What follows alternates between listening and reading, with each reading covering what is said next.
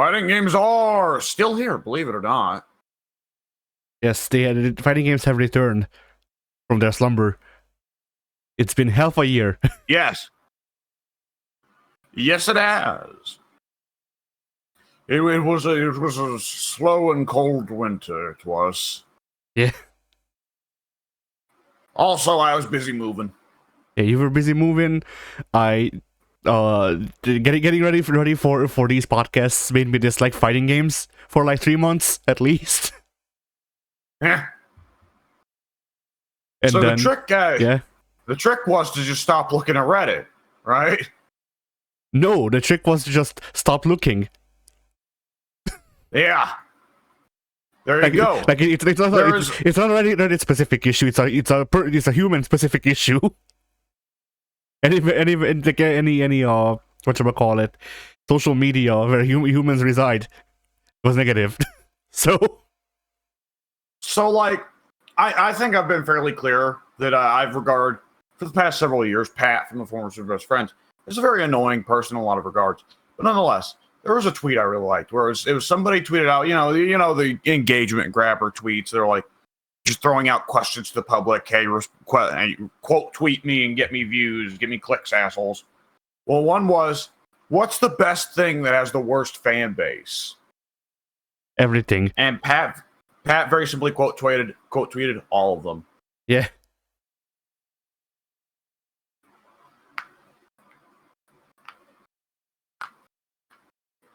At the end of the day, if you want to enjoy a hobby with people who enjoy that hobby, do not go onto the main social medias. Find individuals. Yeah.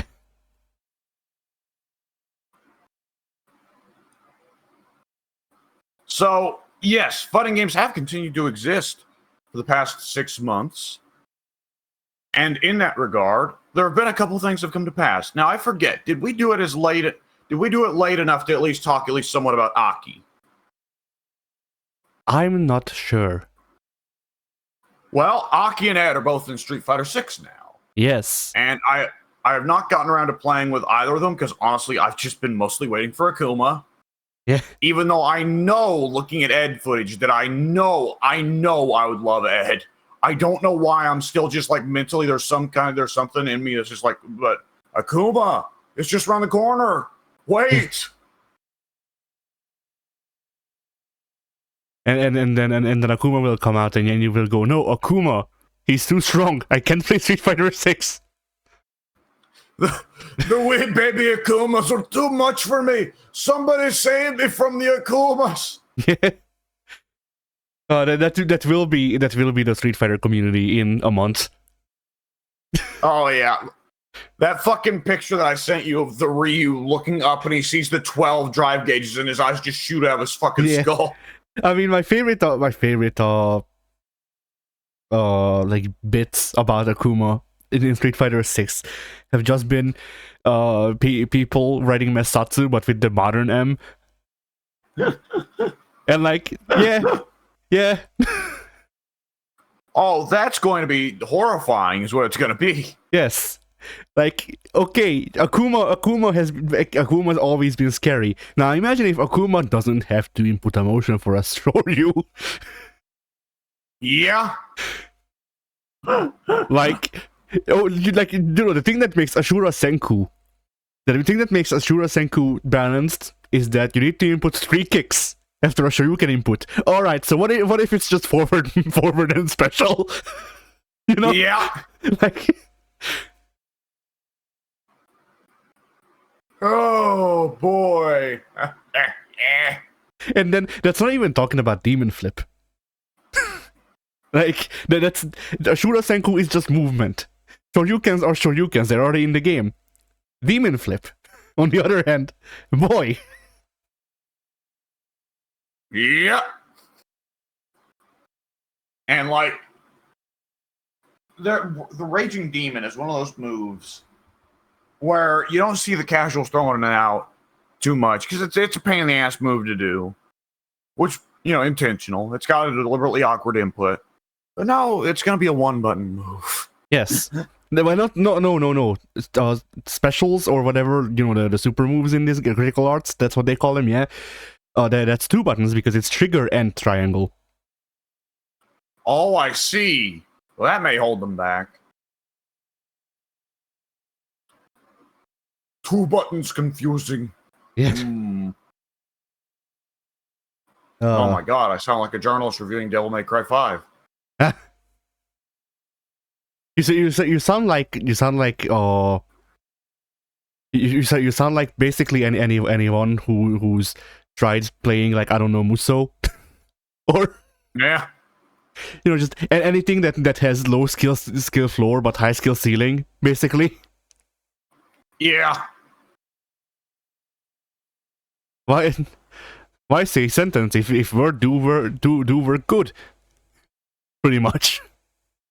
Why word if word, but then God would word good would in the hot food out the cold food.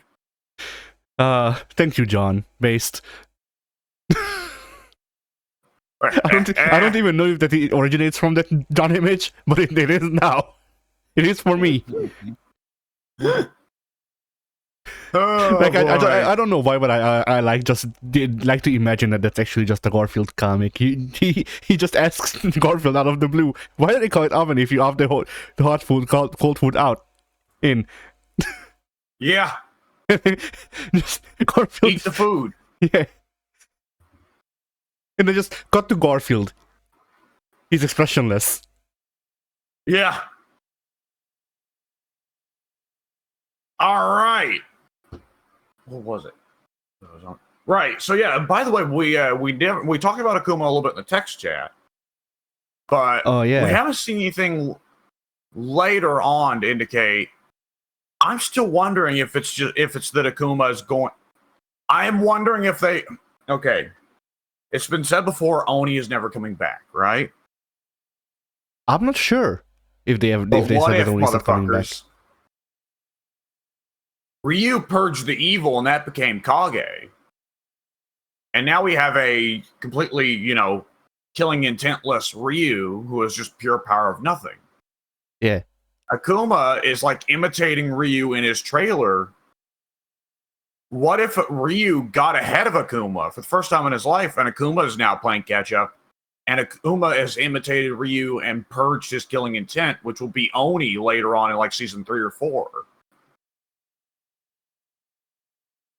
Because I'm not gonna lie, I really liked Oni, so I'd like to have him back, please. I thought Oni was fine, but I thought his moveset was a bit too weird for me. Like, basically, it felt like he had some good tools, and then, well, he had some good movement tools, and then not much else.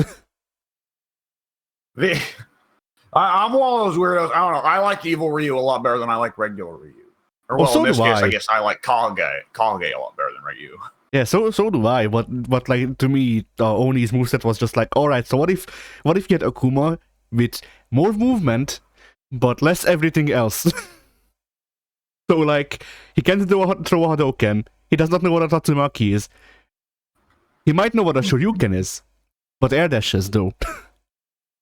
Oni definitely could throw Hadoukens. You threw them one-handed, I think. Oh yeah, but you had to charge them. No, that was definitely Goken. I don't know if Oni had one.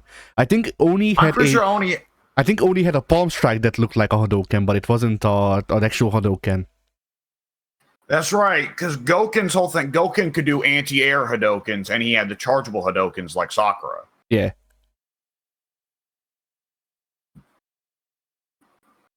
Oh boy, do you think we might see Goken down the line? Shingoken. He's taking Ryu's and Akuma's killing intent. It's all his now. Well, it's gonna be like Street Fighter 5 suddenly retconning in, like, oh, actually, G was always the true main villain and final boss of Street Fighter 5. Like, oh, now suddenly Goken has always been the main villain and final boss of Street Fighter 6, not JP. Yeah. JP is JP is the final villain politically because he's capitalist and we hate capitalism, and Goken is morally. I don't know what Goken will do to be morally evil, but you know. Goken is all about AI art, but only as long as it steals. That's his new character. In the same way You that saw an can, art drawing of Goken goes to the fucking chat GPT, or not chat GPT, Dolly, not even and types Dolly, in. because Dolly is Dolly's probably also dirty, but like the one that we know for sure is fucking in it deep is Midjourney. Midjourney had a leak where they just straight up posted an Excel sheet of like I want to say 1,500 or 2,000 some names of people, naming people by name that they've stolen images from. Oh wow! Yeah, there's a lawsuit as far as I know. So Goken got this idea from typing into Midjourney, evil Goken, and he was like, "Yo, that's this shit's sick," and he just goes and he ate Kage and Oni. Yes. Campbell fucking Lecter. So yeah, Akuma. Ugh. Ed, I believe you did get to play Ed, right? Yes, I've played all of the DLC characters since the last time we spoke about. Well, since the last time we did FGA, I got the DLC. In fact, as far as PlayStation is concerned, I have the most expensive version of Street Fighter 6 now. Oh, Like I can't even buy it. It says I purchased it already. oh, that's funny. That's funny. That actually does that. So yeah, I got the DLC characters. I've played well, obviously I've played an hour of Rashid on recording, which was the last time Street Fighter 6 has been seen on this channel thus far. Yes. And then after that, I played some Aki. I learned some combos with Aki, and then and that was before I got the DLC characters. So by the time I got the DLC characters, I've forgotten all of that, and now I don't know how to play Aki. So that was cool. She was fun, but very like she's nothing like Fang. She is pretty weird. Thank God. She is still pretty weird, and like once again, she has some good combo capabilities and all that, but she does need to work harder than others to get her stuff going. Yeah, that makes sense. And then Ed, I thought, well, I have played Ed a good bit, and I have figured out one combo with him that's fairly modular and whatever. It's good enough. It is, as far as I can tell, the farthest you can go without links. I have fought Ed's online. Like here's the weird thing. Ed came out. The first week I tried to play online against Ed. Nobody was playing Ed. Next week, I go online and I face 4 Eds. Now later I found out that at least they finished labbing. Yes. three of those later I found out were platinum. So that was cool. Oh. Now the weird part is I actually took rounds off of them. But anyway, oh, nice. Yeah. I think there was one that I actually took a match or two off of as well. Like, it wasn't, I couldn't do it consistently, but it happened at least once or twice. Anyway, yeah. They did shit. They did shit that I knew was possible, but I didn't know how. And then I went into the combo trials to try and figure out, because the combo trials might not have the most like maxed combos in it, but it can give you an idea. So I go in, and the combo trials don't say this. But if you've been playing Street Fighter for longer than, like, I don't know, a month, you can probably figure it out from the way it does it. That, oh, I can do this thing, but the combo trials, the demonstration in the combo trials does everything on the first frame. And it links there. Oh, it's like a 1 to 3 frame link.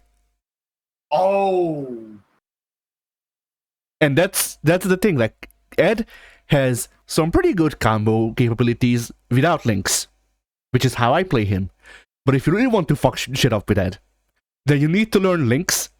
Like, not even any links. You need to learn specifically those 1 to 3 frame links. Because then it goes from, alright, I can deal like, I don't know, 25, maybe 30%. It goes from that to I can deal 60. Oh. So, and that's what I was fighting online. It was people who knew how to do those 1 to 3 frame links, and they were doing 60. Good lord. Not only that, but Ed also has a good frame trap on just his like crouching too. I wanna say, which I don't know why I'm referring to it with the Tekken notation, because the Street Fighter has fucking 6 buttons. But whatever. Crouching medium punch. He has a thing on that is fairly fast. Like, you know, it can be stuffed, but at the same time it has good enough range that you can shimmy people out. And I learned that the hard way, because every ad that I fought, aside from the one who literally just picked the character of that match, I'm pretty sure, every ad that I fought was just like, okay, I have three moves. I have crouching medium punch. I have standing heavy punch, which is also what was it? Kick. I forget. One of those has very good range compared to everyone else. I can tell, aside from like maybe Dawson, you know. Going by ROG, I would bet punch, because ROG's punches were generally the better ranged ones. You'd think that, but also Ed's kicks are misdefiners, even default kicks. Oh, that's right. I forgot about that. Like the difference between a regular kick and his actual misdefiners, like the proper Hadouken input misdefiners, is range. They get more range and also a bit more startup. But yeah, See? that and also if you hold the input misdefiners, if you hold those, then they turn into scorpion spears, more or less. Oh, so yeah, that's pretty fucking wild. Yeah, not only that, but if you EX burn it, then it's also a scorpion spear, which is how I do my I guess reset technically in the combo. But yeah, so whatever it was, yeah, crouching medium punch. It was one of his heavy attacks because it has good giveaway, and then just I think it was I think he has the same not auto combo. What the fuck was it called? I forget the built-in like strings that you can do with the characters. Yeah. Yeah, he shares one with Ken. It's the same input and it launches the same way. Oh. So if you do that with that confirms into a 60% combo as long as you can do the links. So Ooh. So basically, my experience fighting Eds who actually left and can do the links online was try to keep away enough that you can get in and actually hit him, but not close enough for him to do the Ken launcher, because otherwise things are bad. Yeah. And really, the matches were mostly just them. Like the matches can be summarized as me sitting in the corner, just blocking everything that I can. And then either they fuck something up and I punish, and I get out of the corner for the next 3 seconds until they get back up and then it resets. Or I fuck something up, which means that I am dead, because, you know, even if they do a low damage combo, it's 40%.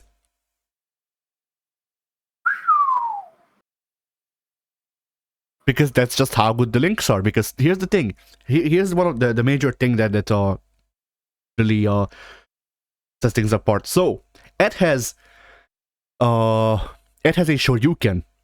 He has an uppercut that you can change the trajectory of a bit. It's not a jumping uppercut like the Shoryuken, but it's the same input. It works similarly. Whatever. So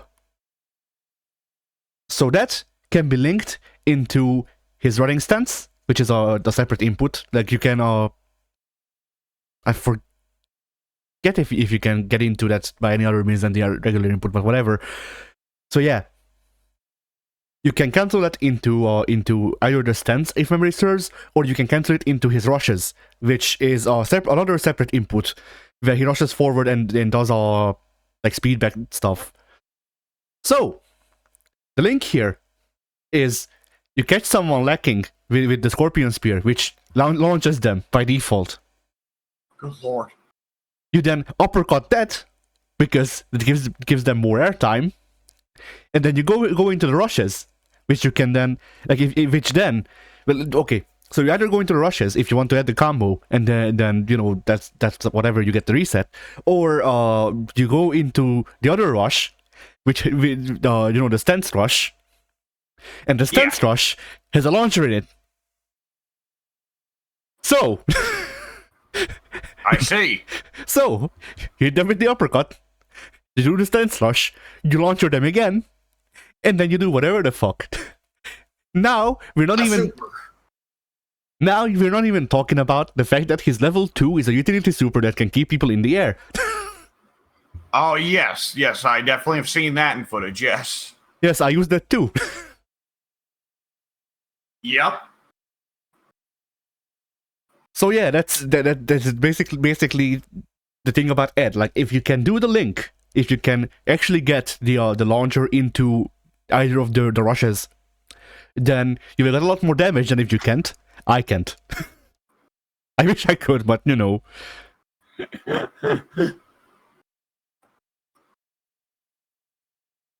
Alrighty, so Ed's pretty fucking crazy. Yes.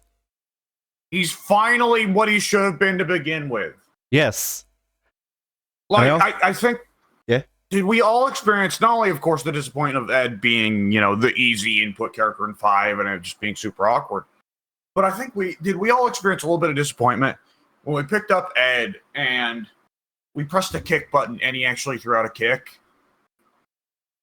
Yeah. And it's like, no, he's Balrog's kid. Balrog's kid shouldn't have actual kicks.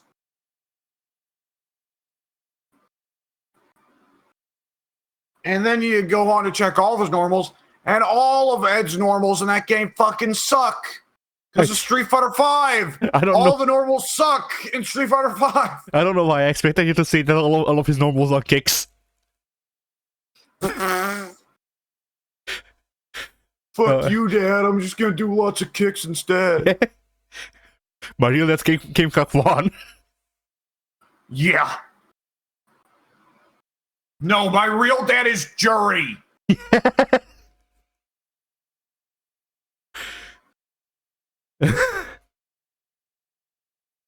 Oh, boy. Oh, blimey. So, yeah. That Aki, I can also talk about Aki a bit, I guess. She has a stance where she slithers on the ground. It's a mix-up stance, where she also goes forward. And she can also do a grab out of it, right? Yes. She can do a grab, she can do a lunge. The lunge is pretty invincible. Like, the lunge is surprisingly invincible. It's not invincible enough for it to be a problem. It's just one of those things where you need to learn what counters it. But it is invincible enough to make a very scary strike throw, I assume, situation. Yes. Yes, it's just invincible enough that it can make a scary strike throw if the Aki player isn't flowcharting too much, I guess. Yeah. So that Aki also has Scorpion Spears, which is a recurring theme. Yeah. Well, it's not really Scorpion Spears. Never mind. It's Doctrine Dark stuff. She has yeah. But I don't. No, never mind. I was gonna say I don't think she can pull you in. She can, but only on EX. That's the difference. Oh. So yeah, that's that. And if the Doctrine Dark shit that she does hits you, then it's poisonous. Naturally. Then she also has 3 separate projectiles, all of them different. One of them is one of them puts out a puddle of poison on the ground. One of them is a cloud, and one of them is an actual projectile, if memory serves. I see. And if you're poisoned, and she hits you with a move that procs poison, aside from a projectile, then you get launched. So Aki works like Gilded in 5 with her combos, where there's a bit of yeah. So it's this thing where like there's a bit of setup before she can get it going, but if she can get it going, then every hit is a 3-4 hit combo at least.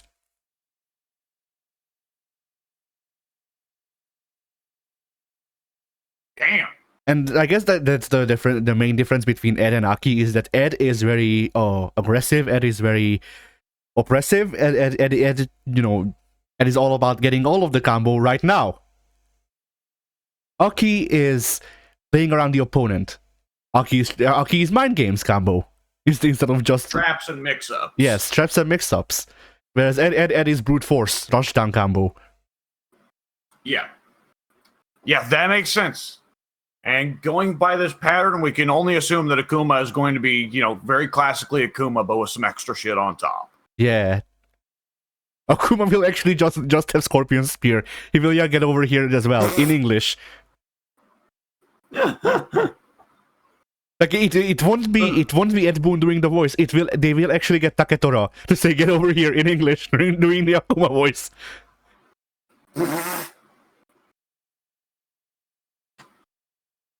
I think that's Akuma's VA's name, I forget. Yeah. I don't know. I looked him up because information, I guess, I don't know, and then like there's no image of him online, even though he's been a recurring character on Harada's bar. But never mind that, there's no image on his Wikipedia page. According to Wikipedia, he is shrouded in mystery. All we know that is that he voices Akuma and was Dio Brando at one point. And that's all we know. Nice. Because everyone in Japan has been Dio Brando at one point.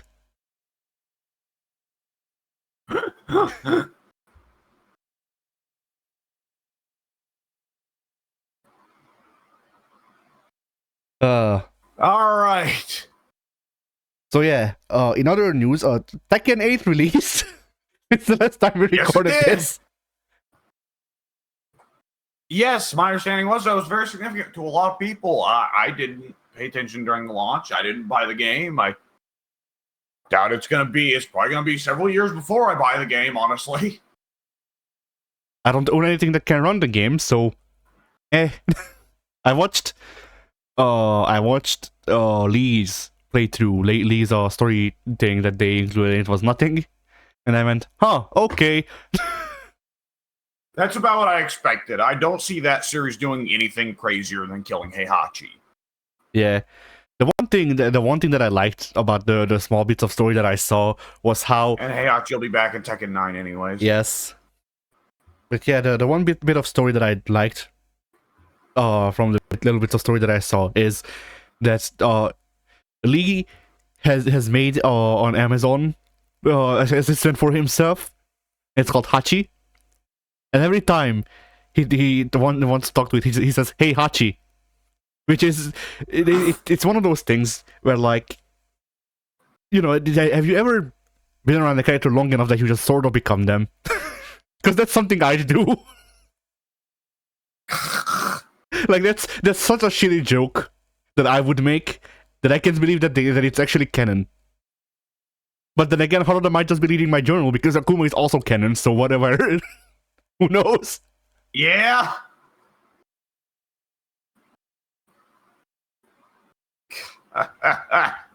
Speaking of Harada, he also, in a thing recently, semi-recently, I guess, in an article, he said that he cited the age-old passage that people don't like fighting games because they can't blame their teammates.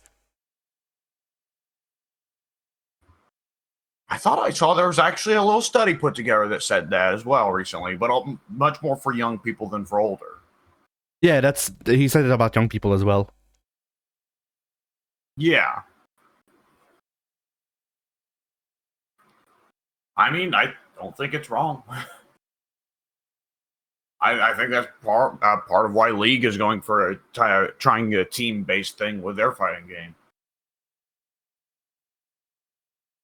I mean, for me, for my part, it's like this has always been a thing. Like there's always been people who blame their teammates. So like, but I also don't hang around. Yes, and they're little bitches who can't handle fighting games. But then I also don't hang out with people. So, Like I did, I don't really have a lot of whatchamacallit, a lot of data to compare the research with. Yeah. Now let's see what else important happened in the last. Harada did at very least for a little bit humor the people who want Waffle House and Tekken 8. Oh yeah, found amusing. that too. Like he didn't say no. He said I will. I think what he said was that he will try to reach out to Waffle House, but he doesn't expect it to go through. No, because Waffle House doesn't want their brand to be associated with their fights here. Yeah. I mean, obviously, if they announce a Waffle House arena for Tekken 8, that's gonna be fucking hilarious. But like, I mean, if they announce Waffle House, I'm also like, it's one of those things where like I would want Harada to keep it secret long enough so that they can get the rights to Negan again. yeah. So they announce Negan with the Waffle House arena. Negan's new intro, he's just eating waffles at a table and he flips the table. Yeah. Hope you got your shitting pants on. Or like, I don't. Negan. Yeah. Or like, I don't know who else they could license out that would be that would hit the same way that Negan did. Because most of the I mean, Waffle House for this just for the stories, like several old school wrestlers. Can we get in Kevin Nash? Yeah. I'm sure he'd like the payday. Oh, I'm sure Kevin Nash would like it, and he'd be like the only human dude who can actually kind of keep up with the heights of fucking Fakum Ram and fucking Gigas. Yeah. The only issue would be, other than Jackknife, for Nash, a lot of the moves would just be punch and knee and big boot. So Marduk? Yeah.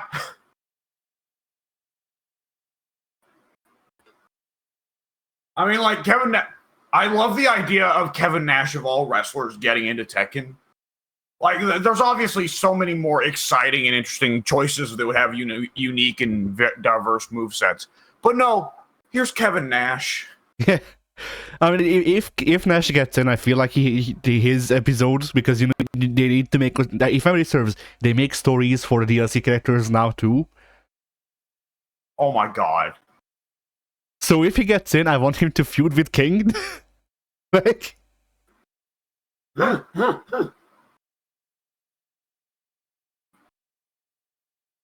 and you either get Nash, if they do that, they either get Nash in to do the voiceover for himself for the story mode, and he either phones it in completely, or he starts cutting an actual promo. It's difficult to say. I don't remember how Nash's what voice acting work was for day 12, because he's all over that game. Yeah.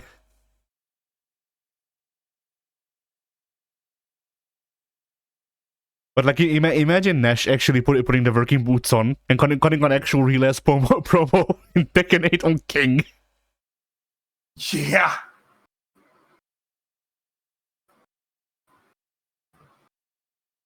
Oh boy. Look at the adjective. 8.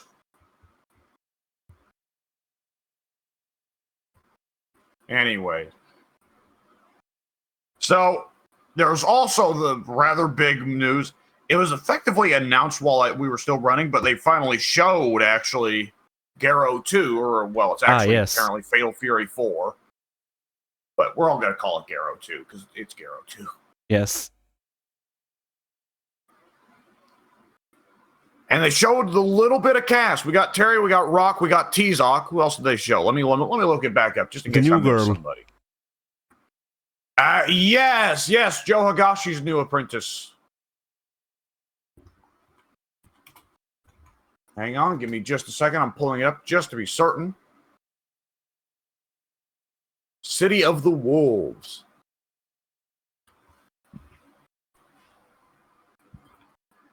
Interesting.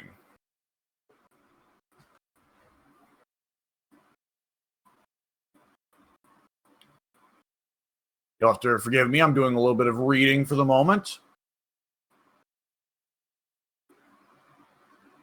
So yeah, nonetheless, Garo is back, and they showed like, oh hey, y'all, we got all the mechanics. Yes, Roman cancels. Fucking Parries. Yeah, parries. They might have a text system in there somewhere. And they kept the Garo shit, didn't they? Yes. Well, Did I not I don't see that they actually kept the old the chunk of health where you get more get better specials or whatever it was in Garo? That's what I'm gonna say. I don't remember seeing the top system, but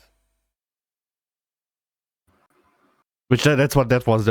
So how that worked is in Garo 1, you could assign 1/3 of your health to gain access to a special move that you can only do in that 1/3.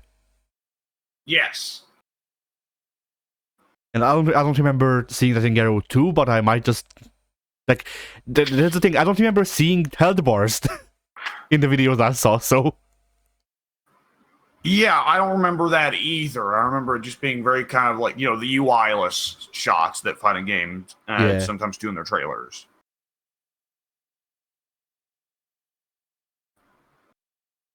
But nonetheless, that is quite neat to see Fatal Fury of all franchises come back.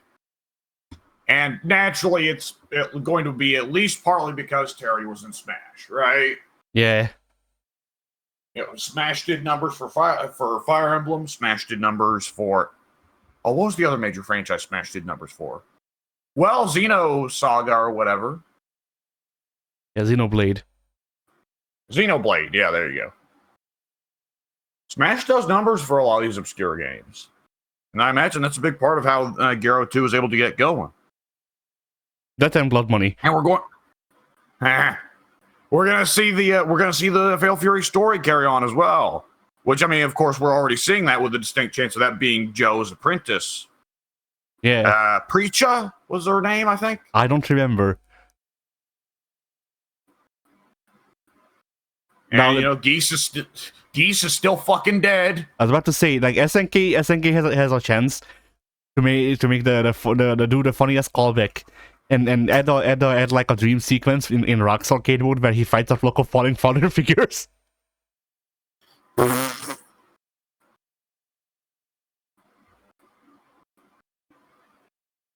Oh boy, yeah. You know, one of the silly... I'm just so fucking happy to see T-Zoc and not King of Dinosaurs. And I found out I'm fine with King of Dinosaurs in KOF 15. I'm actually fine with him. I'm decent with him. But T-Zoc just has so much more character to him. The big goofy bird. Yeah.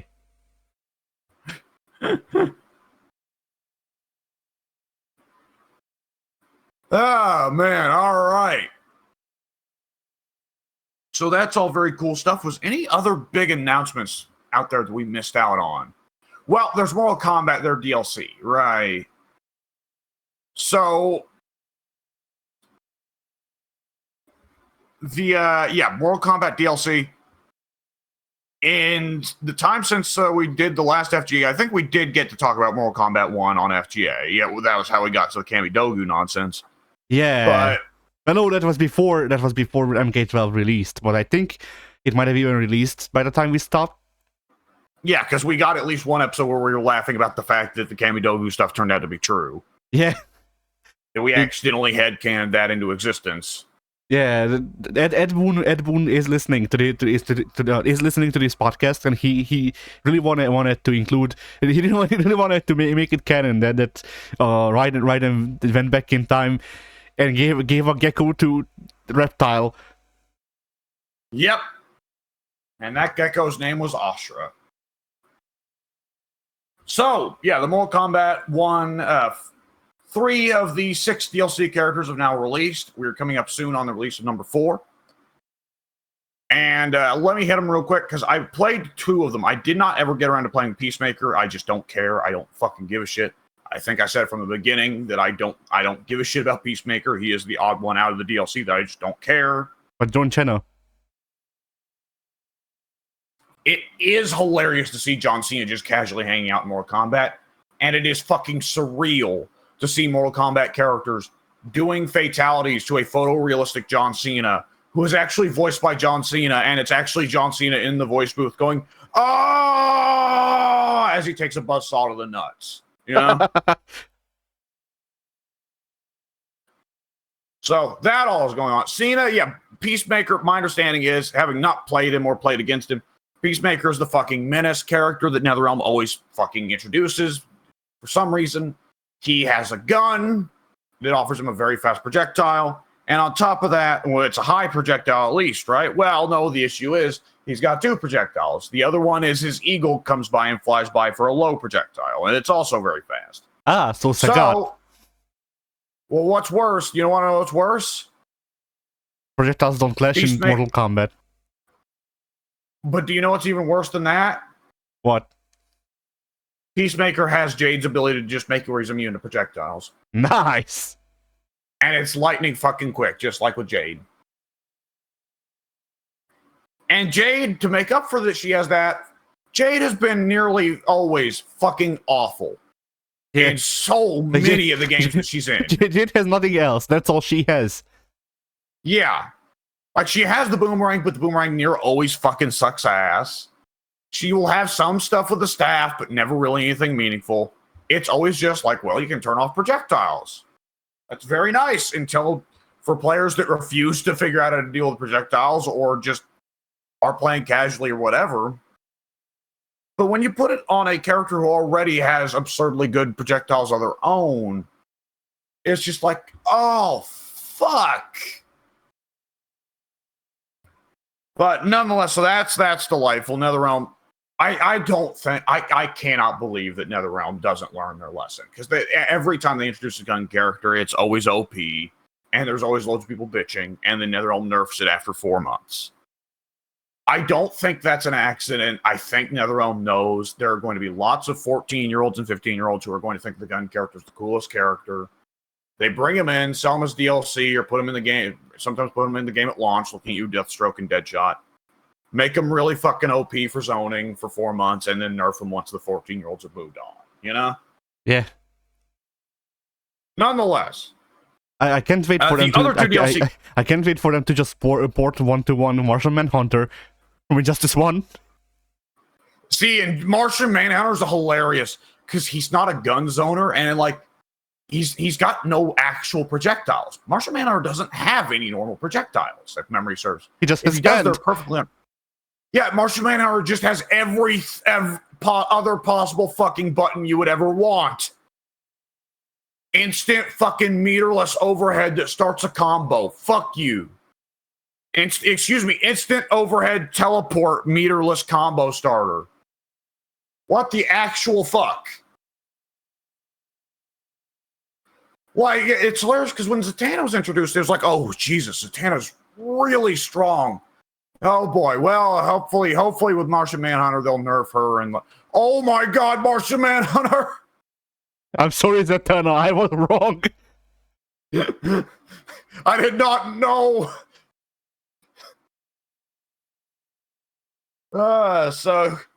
Yeah, but the other 2 DLC characters, though, Omni-Man and Quan Chi, both really cool. Quan Chi, also notoriously kind of underpowered, kind of poopy, which is Quan Chi's eternal curse. He always gets really cool tech, and it's always stuck in a situation of like Quan Chi mains have to get really good at the tech to make up for the fact that he's otherwise near always kind of a poopy character. Like Quan Chi, okay, Quan Chi can set a hell portal, and as long as he's in the vicinity of his hell portal, he'll shoot 3 projectiles instead of 1. Hell projectile doesn't stick around for very long, but hey. And hey, he has a shame box he could put the opponent in. But it's really highly specific. It's hard to hit, and it only lasts for a little bit, unless you use meter. So I think they buffed that. I think they did buff that. With that said, Quan Chi has some fucking swaggy combos. So whenever I have played Mortal Kombat 1, a couple months ago, I was playing near entirely Quan Chi, because his combos are so fucking sick. One of his normals... Yeah? One of his normals, do you remember the portal kick in Mortal Kombat X? Yes. I think he has that as just so. a straight up regular normal. That is just his 4 button. Ah. Yeah. And then there's Omni-Man, who has two special moves that you kind of just forget three special moves that you forget that he has. As a matter of fact, I did just forget that he has one of them. And then he has the Omni-Man stance, whereupon he shows off his great ass cheeks. He starts flying in place, and you can choose from to teleport all over the goddamn screen. He can do a kind of similar teleport overhead to Martian Manhunter. It's slower and doesn't start a combo, though. He gets fun stuff. Omni-Man is a very fun character because he's very bruisery, he's very aggressive, and he is very much saying, no, fuck you, we're doing this up close and personal, whether you want to or not. There is no escape.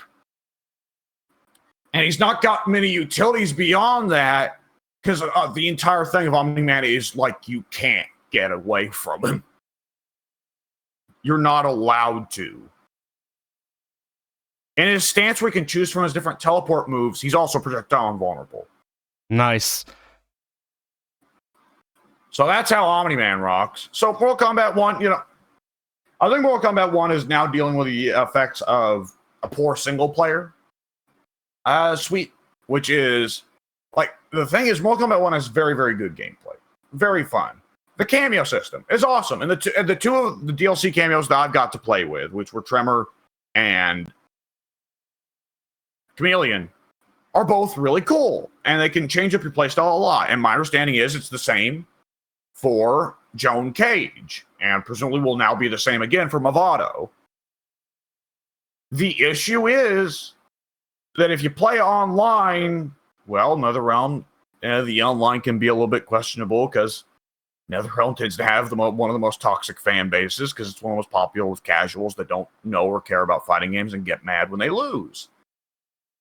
And offline for single player, there's Conquest mode, which you're walking around a board getting into singular fights that sometimes are bullshit and just spam loads of projectiles on screen.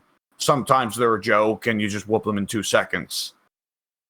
And comparative to, of course, Street Fighter 6, which is now effectively the high mark for single player content in fighting games, like, obviously none of what Mortal Kombat has had in the last decade competes with World Tour for insanity and for loads of single player content, Yeah. Or comparative to, the fucking arcade mode or what have you, Yeah. Because Street Fighter 6 has a really fun arcade mode with intros and a pre-boss fight cutscene for every character. And unique boss fights for every character. You don't all fight JP. It's instead the final boss is fight your rival. Yeah. Which is so much cooler. Actually giving each character their own differing final boss from the side of the roster that makes sense to their character. Because what the fuck does Marisa care about what JP's up to? Yeah. He's getting in on her territory. She can sell her artisan jewelry. Yeah, so that's why Marisa's final boss is instead lesbian sex. So anyways, yeah, Mortal Kombat, it's chugging along. It's kind of one of those things. If Capcom, Street Fighter 5, bad time. So Mortal Kombat X got to have its fun. Mortal Kombat 11, people started to get a little bit cynical around the same time Street Fighter 5 started to just get a lot better. And now Mortal Kombat 1 is like more or less chugging along, keeping along at the same quality of the past NetherRealm games, though I would argue that Mortal Kombat 1 has fantastic gameplay. And Street Fighter 6 is continuing to fucking kill it. So now where NetherRealm was like, hey, we look good next to Street Fighter. Now it's like, oh, we look like shit next to Street Fighter. And that's a problem for the fighting game industry as a whole. As Maximilian Dude once said, when Capcom does bad, that's good for everybody else in fighting games. And when Capcom does good, it can be a little bit rough for the other fighting games. Yeah. Although, like, this is something that we talked about. I don't remember if it was on recording or not, but, I do, like, it is funny how Guilty Gear Strive, the Strivening, and now everything else is like, okay, Roman cancels, go. Yeah. Fucking Jesus.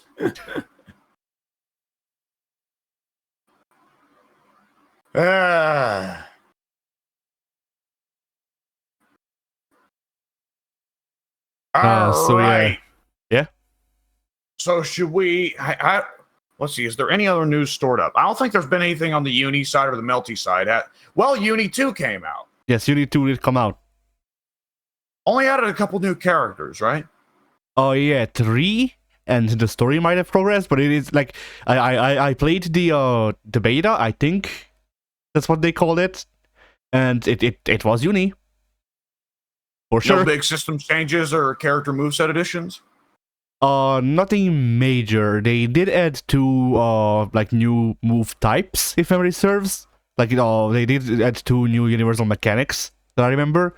That yeah, and the CPU used it a lot on me, and I used it like maybe once, but I couldn't figure out how you do it. And training, like, there was no labbing. There was only online in the beta because it was, Right. it was a stress test. Right, they don't want players just going in there and fucking labbing shit for majors or what have you. Yeah. And so yeah, what I always go back to is Street Fighter 6 is you're only able to lab while waiting for a match. And I just always love that tweet where someone took the clip from Black Dynamite, and Black Dynamite's going over in a karate gi to a couple of boards to break. And, and the doorbell rings. Who the hell is interrupting my kung fu? Yeah. There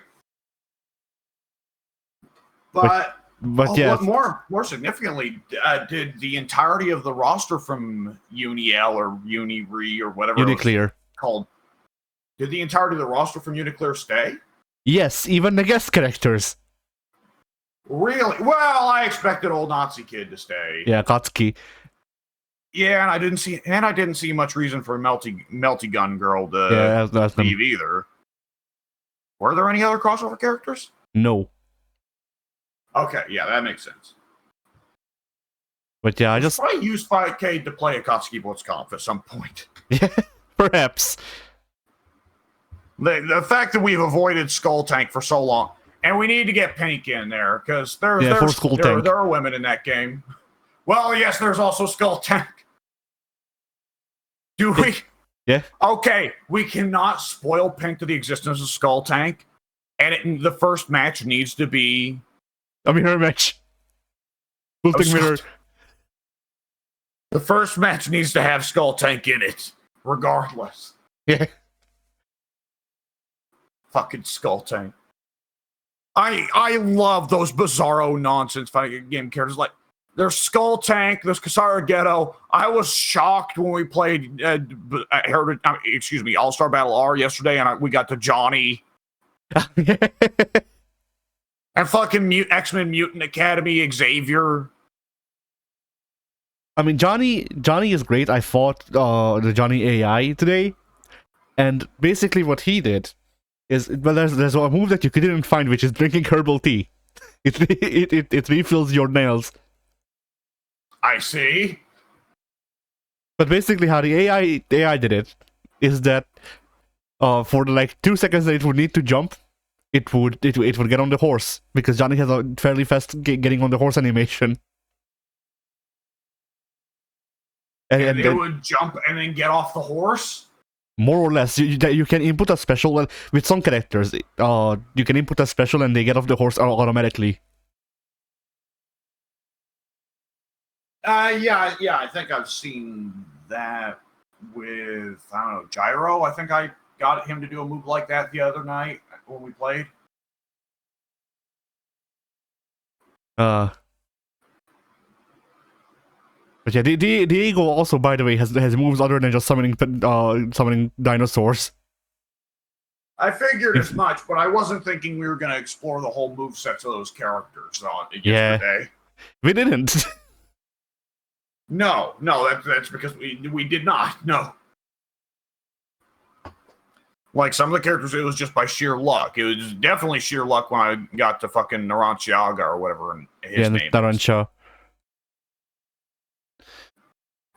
Narancia, what's his last Gira. name? Gira. Yes, right.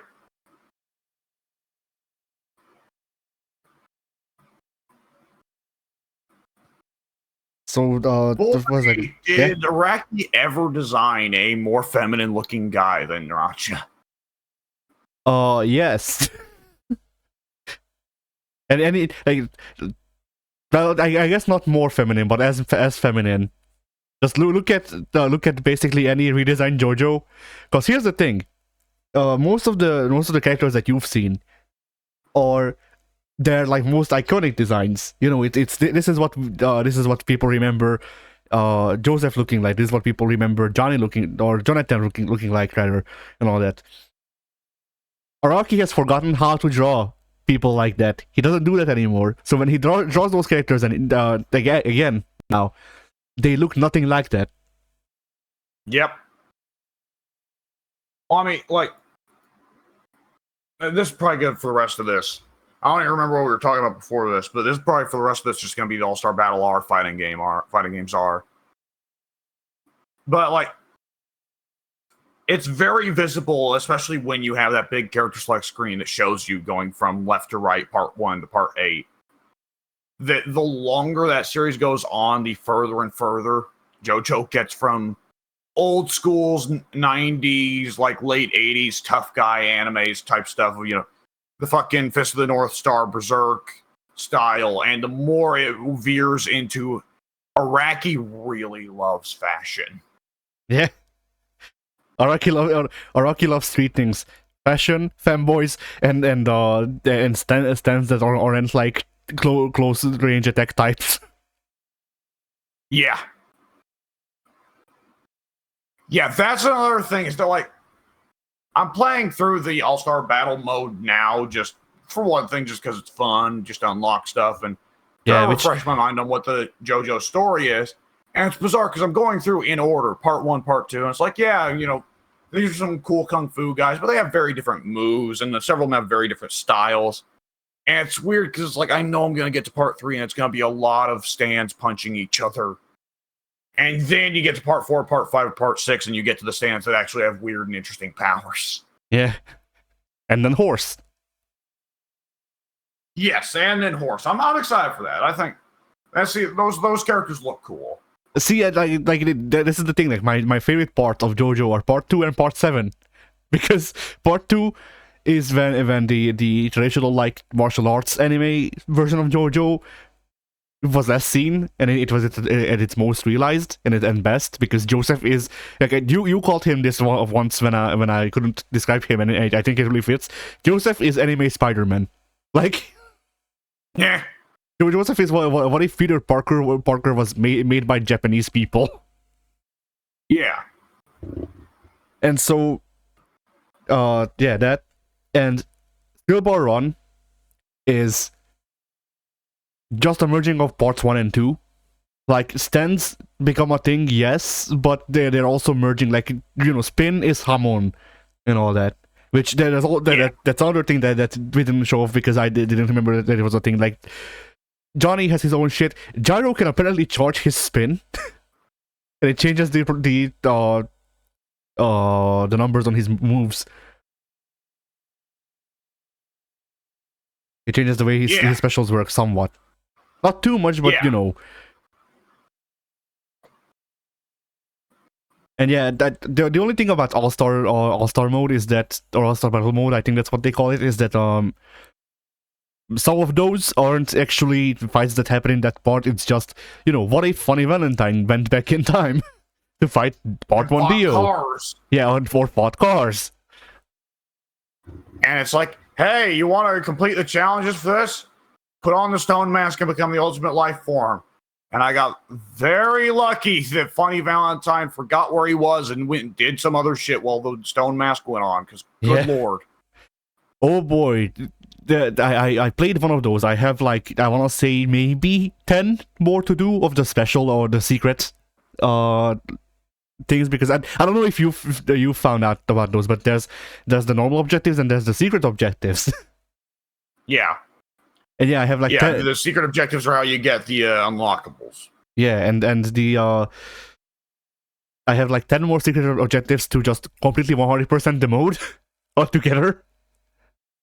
And if you do that, you get a special Jotaro outfit, which is why I'm doing it. That makes sense.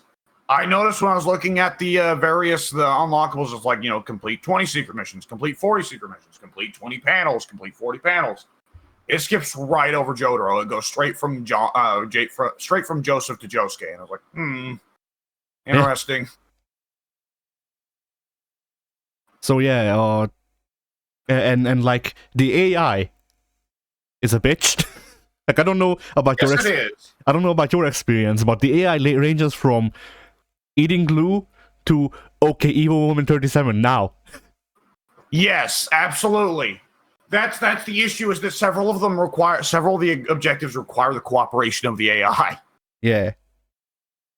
Like, it's like the day games when you have to play through fucking Showcase to unlock the wrestlers. And it requires the wrestlers to, it requires the AI to fucking kayfabe with you for several of the spots the game wants you to do to get unlockables. Yeah. Like, get the first hit. Well, that's going to entirely depend on whether or not the AI decides to block. I don't know why I thought you were gonna say the first objective is, alright, get fucked. That's it. Get fucked. Well, that'd be simple. Yeah.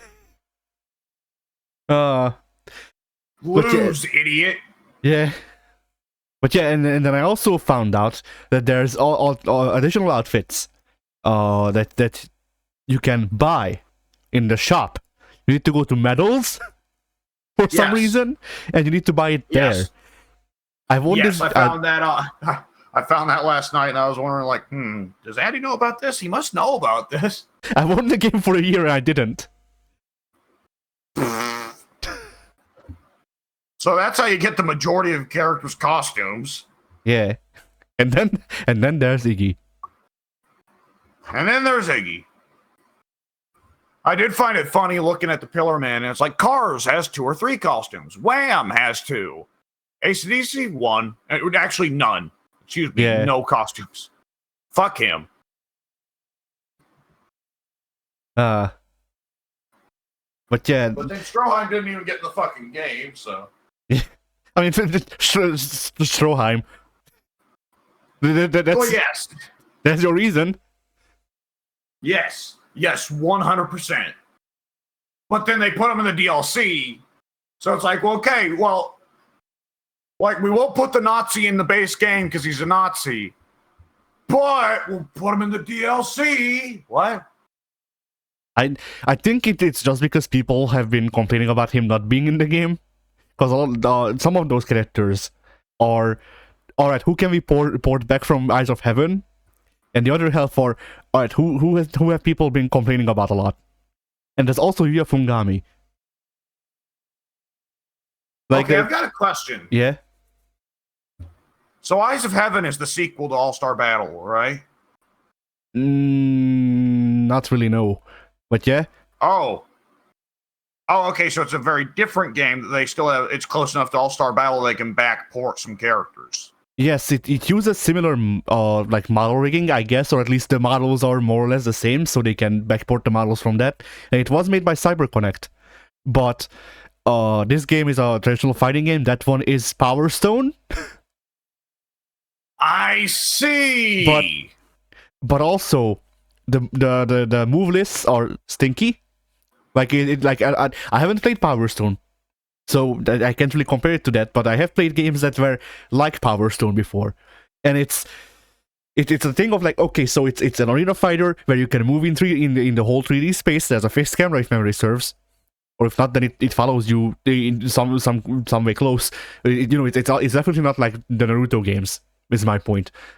And yeah, the attacks is you have one string on normal attacks, and then you can input a modifier, and if you do input the modifier, that does a special move. I see.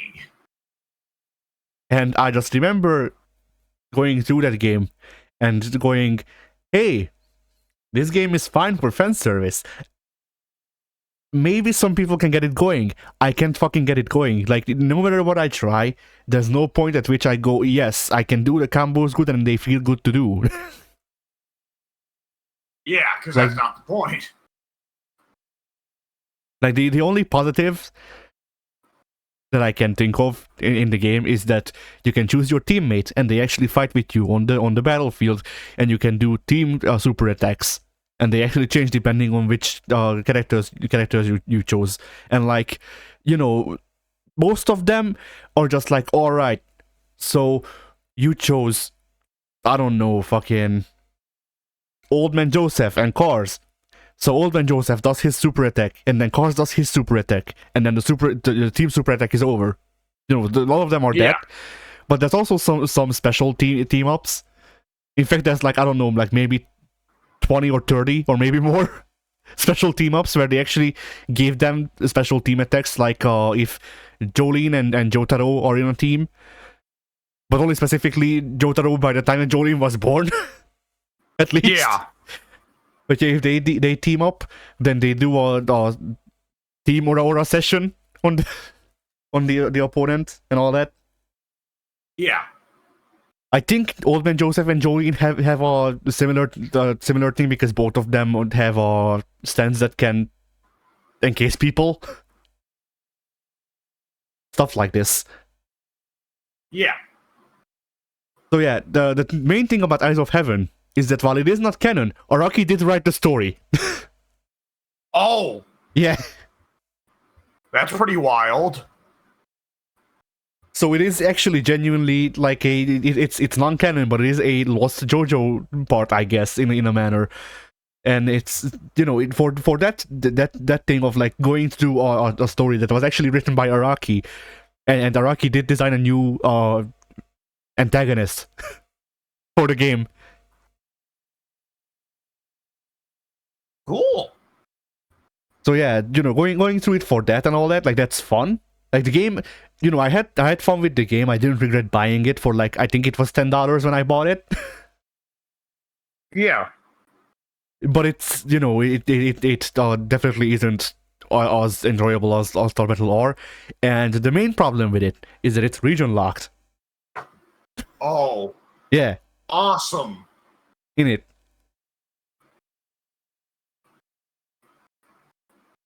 Like, it's one of those games. Like, not only is it region locked, actually, I just remembered this. So not only is it region locked, there is no local multiplayer. Oh, So yeah.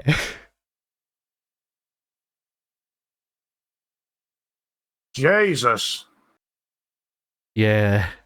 I'm glad that we got All-Star Battle R, because it you know, it maybe it's them starting to push CyberConnect in a good direction. I don't know. Well, I remember there was curiosity at first when CyberConnect started their My Hero. Yeah. And their My Hero is a little bit closer to something vaguely resembling a fighting game than most of Nuns. I forget, is CyberConnect working on Hunter x Hunter? No.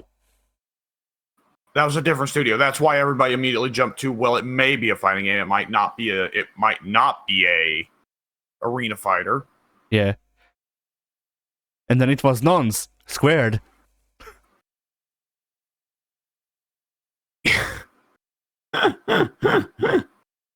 What? Just the saying Nuns squared. It's fucking silly. What's the problem with square Nuns? So anyways, yes, back to All-Star Battle R. By the way, was it really noticeable to you, or is it just me that, like, the moment we stopped playing multiplayer, you know, I walked away for an hour or two, visited with family, yada yada. I came back and I was like, yeah, I'll pop in a single player. What the hell? We'll have some fun. And I popped in a single player. I was immediately like, oh, this feels way fucking better. No. It felt roughly the same for me. Yeah. Like, I guess I was feeling that I was feeling that bad netcode stank when I was playing against you the other day. I was like, yeah, just felt wrong. I mean, I guess we'll need to check if I feel it too if you host, because it might have given me host advantage. I don't know why. Maybe. I mean, it's delay netcode. I've never heard of delay netcode giving a host advantage. I mean, not only that, but if you remember, you had the advantage when we did the supers at the same time, so... Well, that one was a weird one. So, I didn't say it at the time, but the first time we did it, I never even saw your character do the startup for it. Did you ever see your character did you ever see your gyro actually do the first? Okay, because there was 2 rounds in a row where we both went for super, and I won both times. But the first time I did it early and you did it late, and you said you did it, but I didn't see the startup. I didn't see the little cut to the manga panels and gyros there screaming or whatever. I didn't see that. I saw the startup to mine, and then I hit you. The second time, though, you did it early, I did it late, but I did see both of them start up. I did see gyro and a manga panel, then it cuts back to gameplay, then it cuts again to gyro and a manga panel, but in the other direction. Well, that's the thing. I didn't see it got to the manga panel, but Gyro's super move starts with him getting on his horse and doing a rush, and then it goes to the manga panels. And I was like 1 frame off of the rush before your thing came in and hit me, which is why I'm confused. Which is why I was confused later. I'm wondering if it must be like just a 1 frame difference. Like if you had been 1 frame earlier with your input, that you would have won the exchange. Who knows? Weird shit, man. Yeah.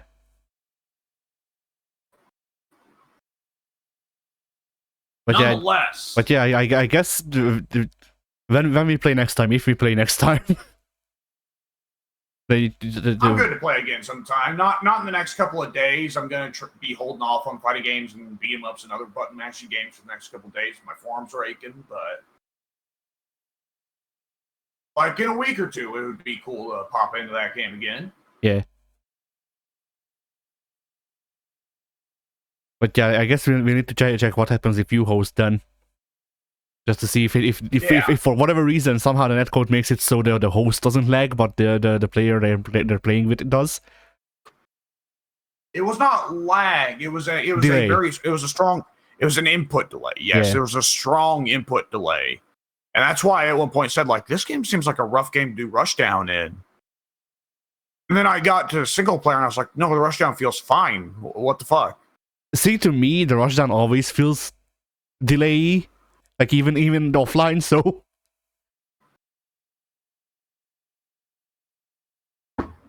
And as far as I'm aware, there is no just make it so it always feels like you're on 4 frames of delay. Yeah, there's no make the game stinky to match online mode, like a lot of fighting games have. Stunky. Yeah. I've also when we played, I turned off the auto combos. I did turn them on just to check what changes it makes, and it makes none. Yeah, I think the only difference is it makes it where if you mash light punch, it's going to change whether or not a combo comes out. Yes, that's what I found. Yeah, not exactly modern mode or modern controls, whatever.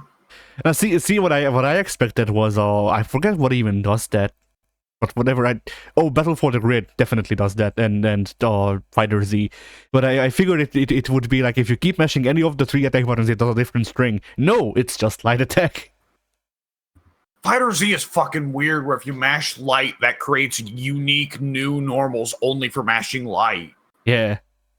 And for like that's significant in the meta because some characters in Fighter Z have really shit normals off of mashing light, while other characters have really good ones.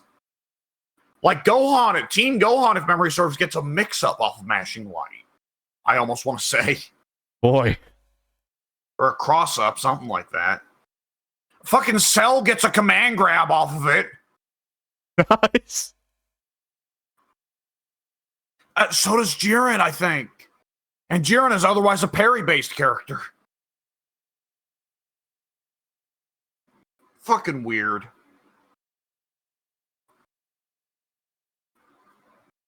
But yeah, to get back to All-Star Battle, that is a game I don't know, is it just me or does it seem like the part 1 and part 2 characters are just way more advanced and have bigger move sets than the following parts? Like, obviously a big part of that is because they don't have stands, but like, it sticks out to me that the part 1 and part 2 characters, almost all of them except Speedwagon, seem really interesting in terms of their design. And then the stand comes in, which granted the stand, I did actually look up in the in-game glossary the mechanics and found out like, oh, there's all these mechanics you and I were not using. Yeah. Like, we figured out stand cancels when you're in normal stance. We did not figure out the reverse. There's the reverse? So if a stand is doing a special move, you can press the stand button, and the stand will keep on doing the move, but you will separate from the stand. Nice. And once the stand is done doing its move, it disappears. So it's a reverse cancel, but also the stand will keep doing whatever move it was previously doing. Yeah. Which is, of course, really good for like Jotaro, who can put the stand out doing, the punch rush. And they can do the cancel to make the stand keep going while Jotaro gets to move around and do whatever he wants. So that's what's supposed to make the stand character special, in contrast with, of course, the Hamon characters who just get to build meter for free and also have bigger movesets. Yeah, and then there's old Joseph, who gets both. Yes, and then there's old Joseph who doesn't seem to really benefit from the stand cancel mechanic anyways, because his one stand move is a command grab. He's not going to be able to cancel that. No. He has more than one stand move. He has a swipe. He has Mistfinders, but it's slow. Right. Well, no, isn't that a move for regular old Joseph? No. He has he has the whatchamacallit, the barrels as regular Joseph. He has the chop from young Joseph. Oh, I fucking hate the barrels fighting against old Joseph. And then instead of the chop, he gets the swipe. And instead of the barrels, he gets the command grab. Yeah. But yeah, like, what? I like both versions of Joseph. I like old Joseph better just a bit, just because the AI once again goes from glue eating to Evo Moment 37. It cannot Evo Moment 37 my fucking grabs. Yep. I noticed that the AI will be active about throw checking sometimes, but there's a lot of times where the AI just kind of keeps taking the throw, and it's like, why? Yeah. Well, I did an arcade run with Lisa, and after a point, like, I did it on normal difficulty, and after, I want to say, like, the third or fifth guy, it was just, okay, keep doing the combo so you can combo into her grab that's on her third rekka, on the heavy. Yep. And the grab will hit. Nothing else will, but the grab will hit. I will say, when I had to do an all-star battle mode or whatever against Cars as Lisa, Cars consistently would jump at that point. He did know how to counter that. Yeah, I also saw that with Giorno. He did it a couple of times, but sometimes I caught him lacking because he was like, okay, now I press button, and I was in the air grabbing his head. So yeah.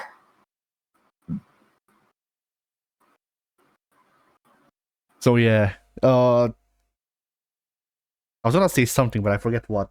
Oh yeah, like, it's one of those things where, like, young Joseph has the clackers and all that, and he has the gun. Yeah. But once again, like, I feel like Hermit Purple gives old Joseph a lot more versatility, whereas young Joseph is very close range rush down. Young Joseph has some range to him.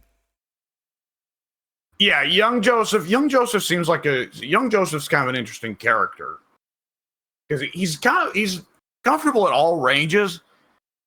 It's weird. I don't want to call him a Shoto. I mean, partly because he's got a Rekka, which is mix up heavy. Though it's strike parry mix up, but nonetheless. But like, his Shoryu is not a Shoryu. It's the fucking wine bottle pop. Yeah. And of course, that Tommy Gun super is one of the weirdest supers in the game. Like, half the time, the first 3 or 4 bullets will land, but then it doesn't juggle. The guy just falls after the first 3 or 4 bullets. It's weird, and it does way less damage than other people's supers. One thing that I don't get is why, because I don't remember seeing it. Why is Tequila Joseph not an outfit for Joseph? I did not recognize any of the purchasable alternate costumes I saw. I assume that all of them have some degree of lore behind them, but I assume there are several major ones that are missed.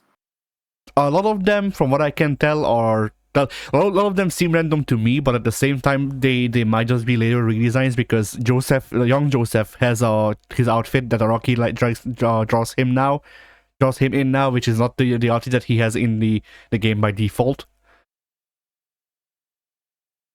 Yeah, because Rocky stopped drawing him in the muscle shirt and jeans, and instead he now wears aviation gear for some reason. Makes sense. This sounds very Iraqi-ish.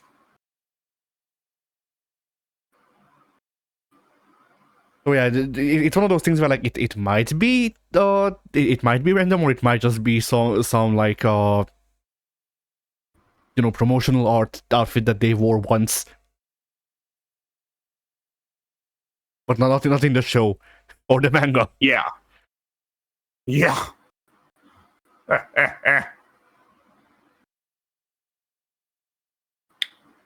Now, is there any meaningful difference between Part 3 and Part 4 versions of Jotaro?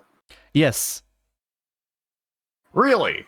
Yes. Part 3 Jotaro has time stop, while Part 4 Jotaro has time stop as one of the things. Like Part 3 Jotaro, I think time stop is like a big super for him, and Part 4 Jotaro has it like Dio, where it's just something that you can spend meter on, but it's not a super.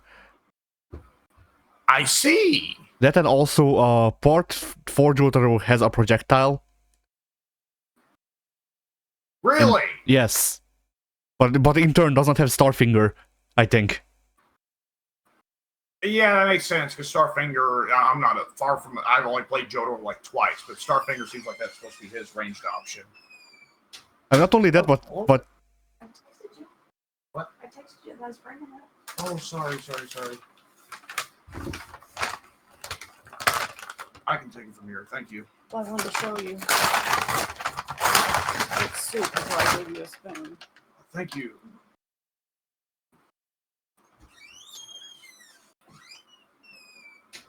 Sorry about that. Yeah.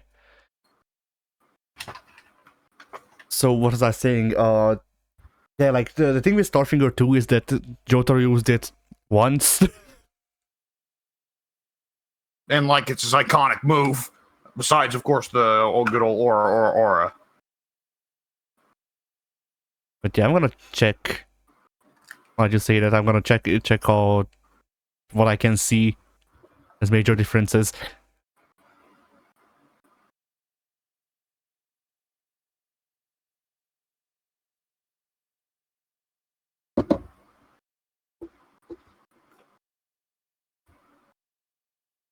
So yeah, anyway, Who's Avdol's dad, by the way? I don't see him on the DLC side.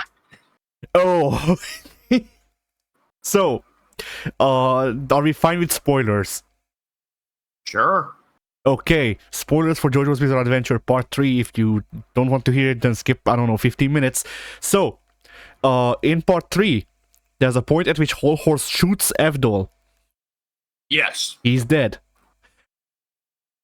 They are said Polnareff kills Whole Horse, more or less. he doesn't, because Whole Horse lives, but whatever, Polnareff really wants to kill Whole Horse.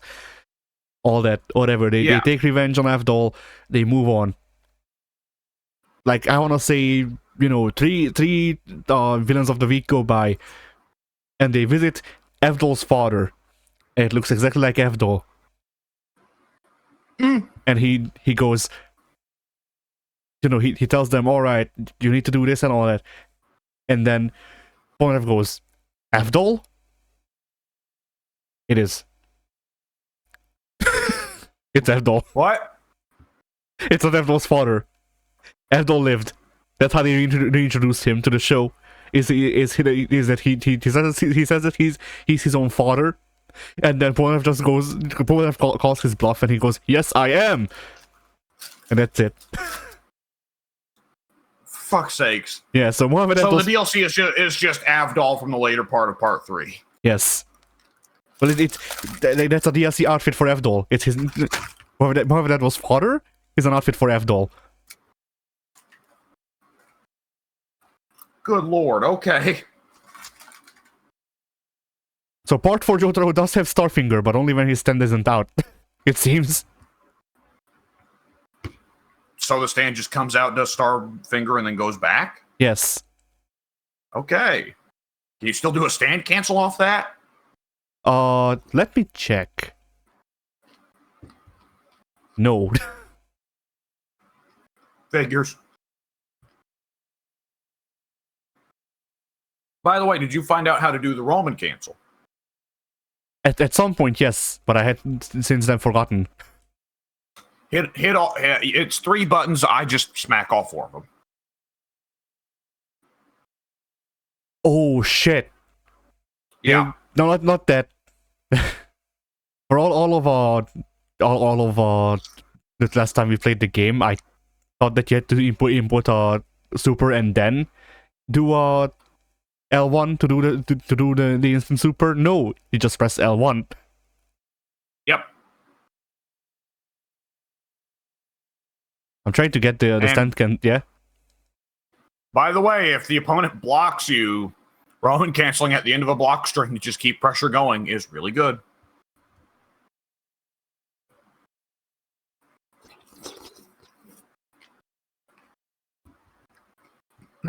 I see. I really highly recommend block string, Roman cancel, walk in, throw.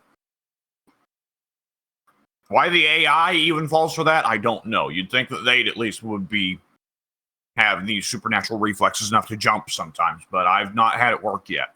Had it not work yet. Whatever, you know. Yeah. I'm trying to figure out. Failed yet. Yeah, I'm trying to figure out what I can take off of my my controllers so that I can also Roman cancel easier. Try just doing left trigger. Left trigger worked for me as a Roman cancel. The problem is I have taunt on left trigger. Shit.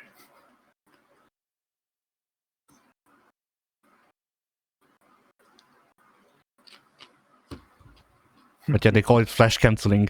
I feel like I also remember them talking about how there's like air dashes now.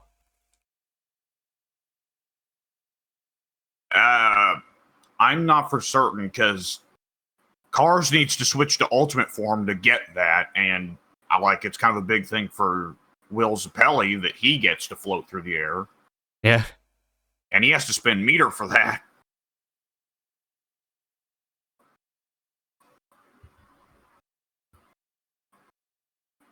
Oh, it's fucking wine saucer. That character's so fucking weird. I mean, it's JoJo. They're all weird, but still.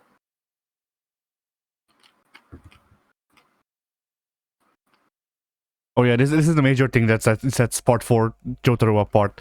So if you literally do a Chip Zenith teleport, he does that. It's down plus attack. I see. Oh, I like it.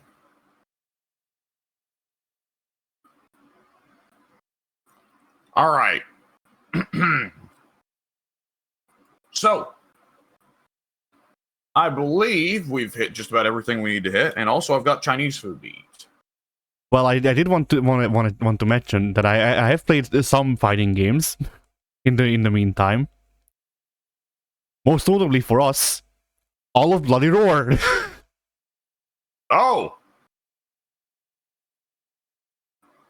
So, Bloody Roar is pretty fun. I played I left most of the characters untouched just so we can figure them out together if we get to play it together.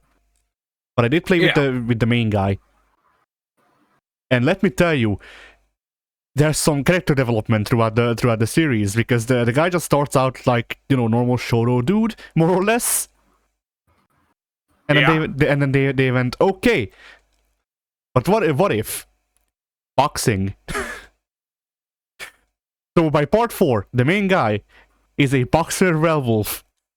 And if you go in, if you Nice. and how Bloody Roar works is that the characters retain their specials and all that between their human and animal forms. So it's literally a werewolf doing boxing rushes. it's an anamorphic wolf doing boxer rushes. Well, is that really all that different from old John Talbane with his nunchucks? I don't know. It looks funnier to me. These werewolves, you were underestimating them. I guess so. I don't know. There's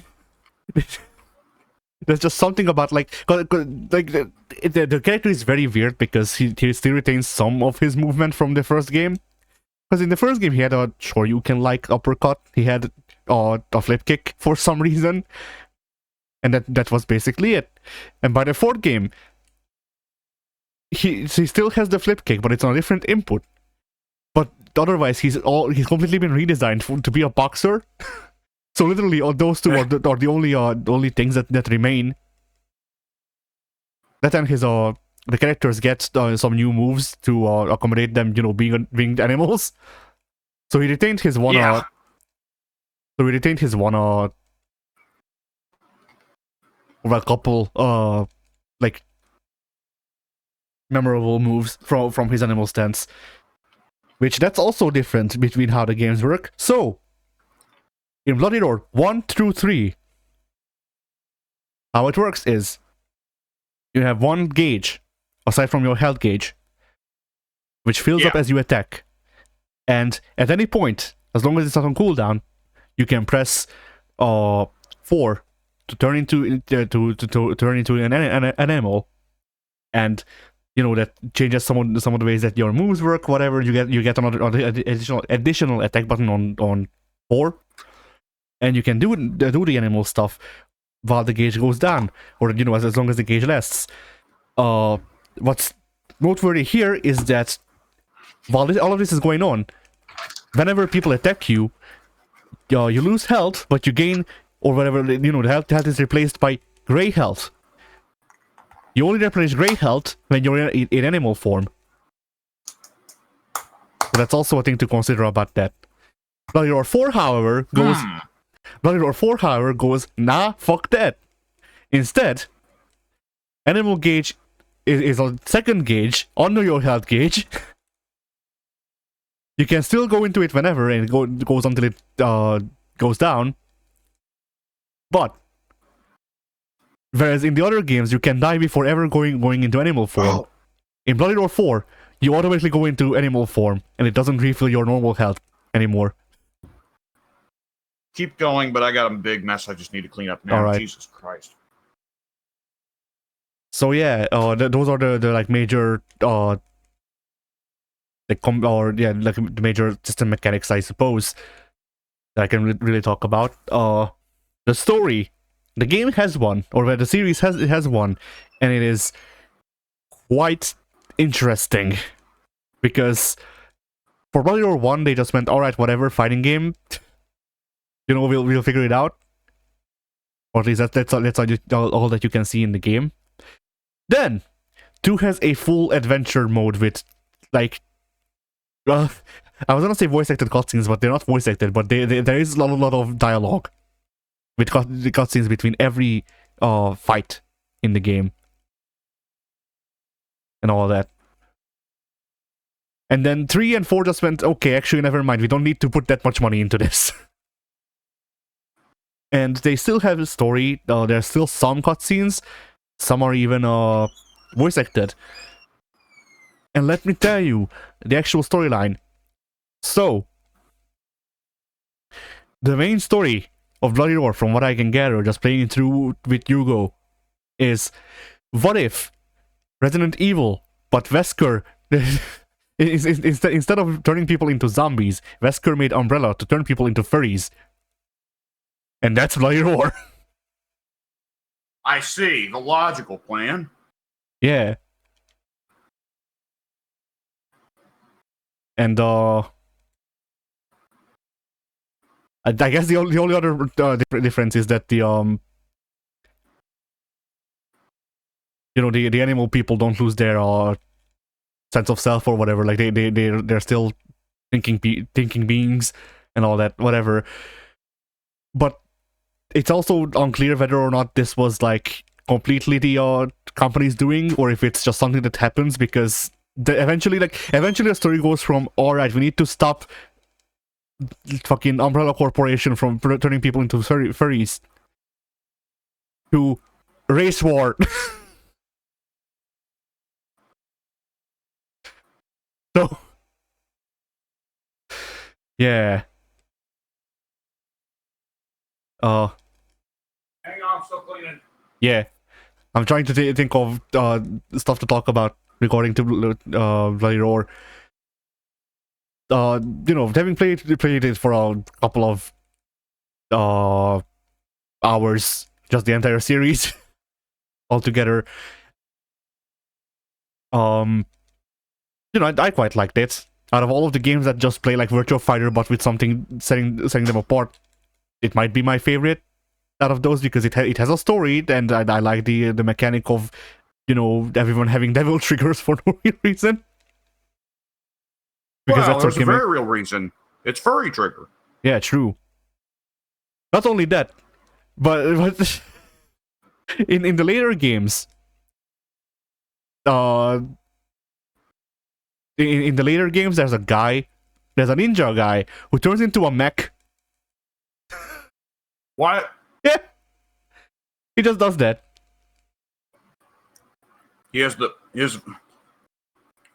My persona is a fucking robot. Yeah, like that guy's persona is the I'm forgetting the name of it. The thing that RoboCop fights. Like, no joke, it's like, I think the way that they refer to it is he's because all of the characters have furry names, unironically. So it's like, all right, Hugo the Wolf. I don't remember any of the other characters' names. Like Yu-Gi-Oh, the mole. This guy is, I don't remember what his name is, but he's called the Robot Mole. Also, like, some of the later characters get wild. One of the later characters is called Shion the Unborn. Oh, good lord. Yeah. As you can tell, this was That's 2000... definitely Yeah. That was such a Sonic 2000s OC name. Yeah. Like, I was about to say, as you can tell, this was getting closer to 2005. Good lord. And yeah, that's for, like, for my tastes, I think 3 or 4 might be my favorite. Like, 3 has my favorite design for Yugo, definitely.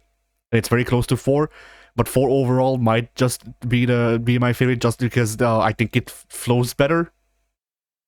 Because it doesn't have, like, you don't have to worry about, like, gray health and shit. It's just, okay, I make this guy's health go down, and then he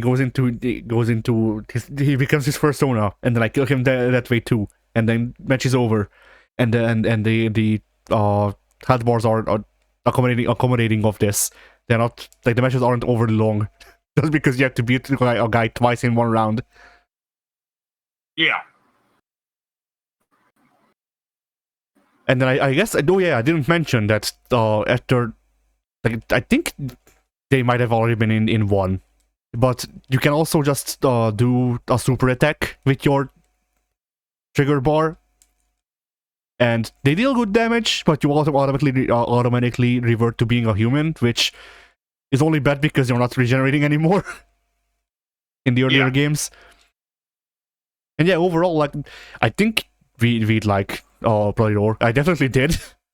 I wouldn't mind if they made a new one, but it's Hudson. They've been dead for like 20 years. Allegedly, Hudson teased making a new Bloody Roar a couple of years ago, perhaps, I don't know when, but obviously nothing came of that. That we know of. Yeah.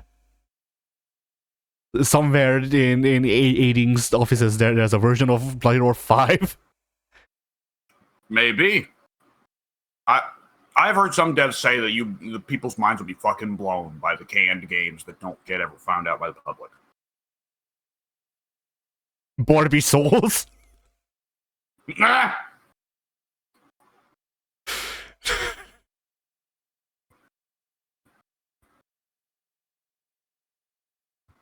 I mean, I say that, but at the same time, like, after Barbenheimer, would that be that shocking? No. Exactly. So yeah. And then I guess the other, like, major thing that happened with fighting games is I finally got around to playing Digimon Rumble Arena 2, which, you know, Yeah. I'm pretty sure I've talked about how much I like Digimon Rumble Arena 1 on this podcast before. I never played two before. It's good. I like it. Now, the main thing here is that Digimon Rumble Arena 2 inspired me to go, alright, I'll check out Smash, because I really enjoyed Rumble Arena 1 and 2, revisiting 1 and finding out, or playing 2 for the first time. And I went, alright, let me give Smash another go then, because I played 64 and I played the demo to the 3DS version of 4. But I never really went, alright, yeah, I really enjoy this. So I gave it another shot. And I went with Fox because I know Fox. I've played Fox in 64. And I actually quite liked it, which was a surprise. It's not, and this is not a surprise to you because I've already told you this, but... Yeah. I've never played Melee, but my understanding is Ultimate's quite close. And yes, it's fun pacing. It's a fun game.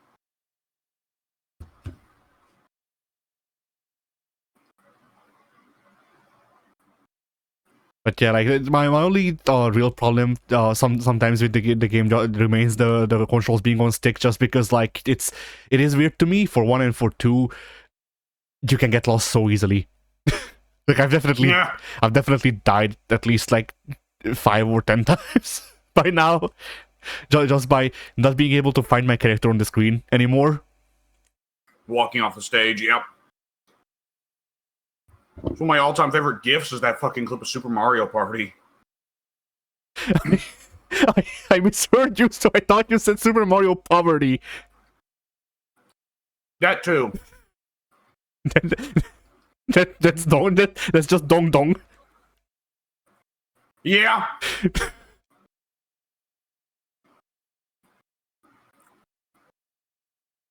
Hang on, do I still have the GIF? I must have the GIF somewhere around here, right? Yeah! I'm putting it in chat. Alright, I'll look at it. Oh, this. One of my favorites ever.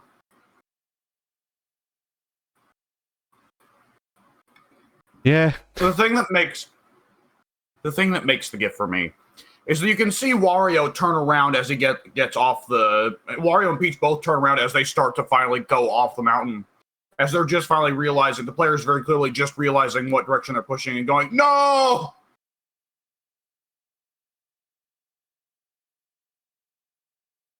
Good shit. Yeah. But alright, I guess that's it then, because I don't think I did anything noteworthy fighting games-wise since then. Anything else, anyway. So yeah. I'll note your worthiness. What? God damn it. Every time I go in the fucking text chat of this voice channel, I just see Brian Pillman wearing that shirt that says, I don't call 911. But he doesn't. Well, he definitely doesn't now because he's dead. Yeah. But imagine if he did, though. That'd be concerning.